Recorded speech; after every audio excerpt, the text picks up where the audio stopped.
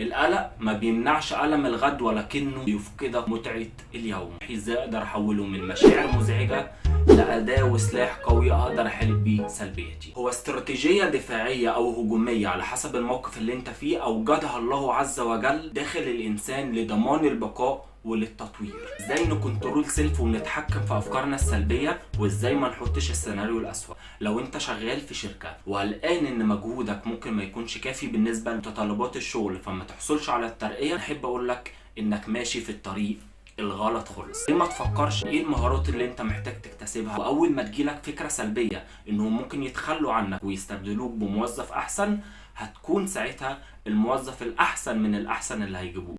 فاذا هنا تفكيرك الايجابي يكسبك مهارات جديده، حصلت على شهادات تقدير، امتيازات، وبعدين تفتح شركتك الخاصه. ايه اللي هيوقفك؟ طول ما انت واثق في نفسك. والانسان اكبر عدو لنفسه لو ما قدرش يتحكم في مشاعره السلبيه.